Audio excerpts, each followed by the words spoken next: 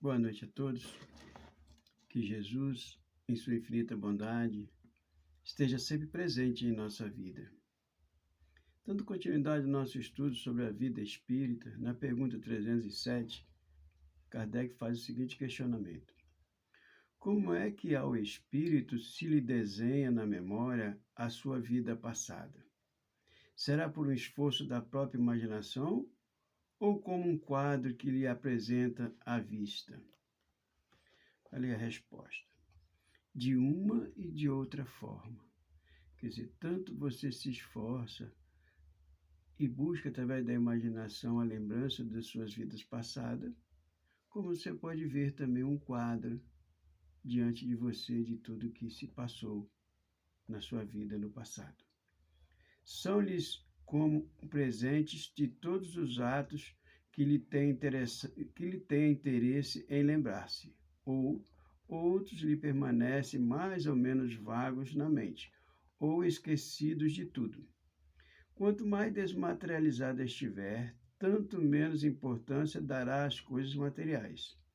Essa é a razão porque, muitas vezes, evocas um espírito que acabou de deixar a Terra e verifica que não se lembra dos nomes das pessoas que lhe eram caras, nem de uma porção de coisas que te parece importante. É que tudo isso, pouco lhe importando, logo cai no esquecimento. Ele só se recorda perfeitamente do bem dos fatos principais que concorreram para a sua melhoria. Isso já ocorre com nós hoje, né? Muita coisa a gente não se lembra que aconteceu com a gente essa semana passada, um mês, um ano, 10 anos atrás. Por quê? Porque são fatos que não nos interessam mais. A gente não tem interesse por aquilo ali. Então, é como se apagar da nossa memória. Mas fatos que ocorreram com a gente desde o nosso tempo de infância e que marcou a nossa vida, a gente se lembra até hoje. Então, o que acontece com o espírito? Ele procura manter-se lembranças exatamente daquilo que lhe é interessante, daquilo que lhe causou crescimento, daquilo que lhe proporcionou perfeições, daquilo que fez avançar um pouco mais na hierarquia dos espíritos. Então, isso que acontece com os espíritos também já acontece com a gente hoje antes de desencarnar. E quando a gente desencarnar, pouca coisa a gente vai querer lembrar desta encarnação, só os fatos mesmo que marcaram e que têm interesse para nós na vida espiritual. O espírito se recorda de todas as existências que precederam e que acaba de ter, quer dizer, pode recordar de todas as suas existências que já teve antes dessa, pode acontecer isso. Todo o seu passado lhes desdobra à vista, quais um viajor os trechos do caminho que percorreu. Mas, como já dissemos, não se recorda de modo absoluto de todos os seus atos. Lembra-se destes conformemente a influência tiverem a criação em seu estado atual. Quanto às primeiras existências, a que se pode considerar como a infância do espírito, essa se perde no vago, desaparece na noite do esquecimento. Nossas primeiras existências como espírito, lá no passado muito remoto, muito longínquo, nós não temos condição de buscar. Essas se apagam como o tempo. Como vivemos no início, de que maneira vivemos, mas as presentes, as mais recentes, se desenvolvem na nossa frente, como aqui dá o exemplo, né, de um viajor que, ao chegar de uma viagem, faz uma retrospectiva da sua caminhada, se lembra de tudo que se passou na sua caminhada até chegar onde está. Como considera o espírito o corpo que vem separar-se? Como que o espírito considera o corpo que ele acabou de deixar na Terra? Assim que ele desencarna, ele volta para o plano espiritual. Assim que ele toma consciência da sua vida espiritual, como ele encara, como serve para... que ideia ele tem? Como ele considera aquele corpo que lhe serviu? Uma veste imprestável que o embaraçava, sentindo-se feliz por estar livre dela. De uma forma geral, né? Enquanto nós estamos no nosso corpo físico, nós temos que ter um carinho todo especial com o nosso corpo, um respeito pelo nosso corpo, um cuidado especial com o nosso corpo. Mas depois que a gente desencarna, ele se torna inútil. Fica imprestável, ele se decompõe, ele acaba. Não fica mais nada ali. Quando compramos uma roupa nova, nós cuidamos dela com muito carinho, nós passeamos, usamos, guardamos. Com o decorrer do tempo, a gente vai esquecendo. E quando ela se rasga, fica feia, fica velha, a gente veste aquela roupa, sente a roupa feia no corpo, a gente descarta. É mais ou menos uma coisa dessa natureza. Até porque é muito sofrimento para o espírito que fica vinculado ao seu corpo físico, para o espírito que se prende ao corpo físico que fica para trás. É muito sofrimento. Mas isso é um assunto que mais para frente a gente pode até falar dele, tá bom? Olha só. Que sensação lhe causa o espetáculo do seu corpo em decomposição? Olha só. Que sensação lhe causa o espetáculo do seu corpo em decomposição? Por que espetáculo?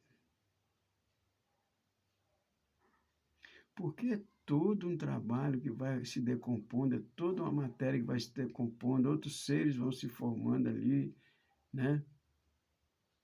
Vai tudo sendo consumido, né? Então, quase sempre lhe conserva indiferença a isso, como uma coisa que nada lhe interessa.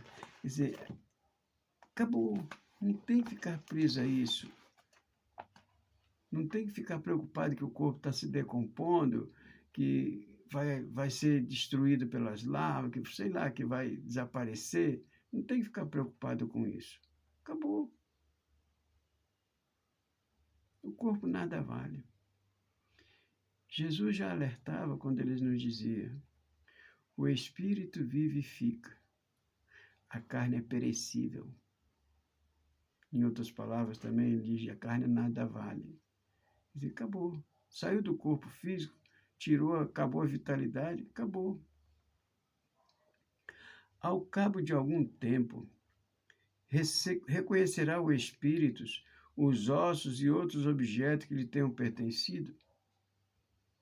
Se mais um tempo você mostrar os ossos de um espírito para ele, ele vai reconhecer que aquele osso era dele? Algumas vezes, dependendo do ponto de vista mais ou menos elevado, donde considere as coisas terrenas.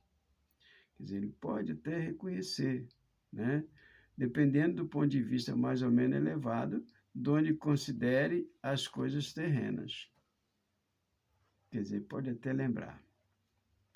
A veneração que se tenha pelos objetos materiais que pertencem ao espírito lhe dá prazer e atrai a sua atenção para estes objetos? É sempre grato ao espírito que se lembre dele, e os objetos que lhe pertenceram trazem-no à memória dos que lhe no mundo deixou. Mas o que o atrai é o pensamento desta pessoa e não daqueles objetos. Muito bom a gente lembrar que não é porque eu tenho vários objetos do papai guardado e que eu vivo cuidando daquilo, deixando protegido, ninguém pode tocar, que isso aqui é do papai. Isso atrai o meu pai para junto de mim. Como é que fica ele nessa situação? E olha só como é interessante. O que o atrai é o pensamento dessas pessoas e não aqueles objetos. Quer dizer, para o meu pai, os objetos que ele deixou nada mais vale. ele vem até a mim, ele é atraído a mim, não porque eu tenho os seus objetos guardados, não pelos objetos, mas sim pelos meus pensamentos, pela minha lembrança, pelas minhas preces que eu faço por ele, pela gratidão que eu tenho por ele. Então, isso sim traz o meu Pai para junto de mim. Mas guardar as coisas dele, para ele não significa nada. Não adianta nada você ter um quarto fechado com todos os utensílios, todos os objetos, roupa, tudo de uma pessoa que desencarnou, e às vezes passar meses sem lembrar dela. Nem sequer faz uma prece. Não vai atraí-lo.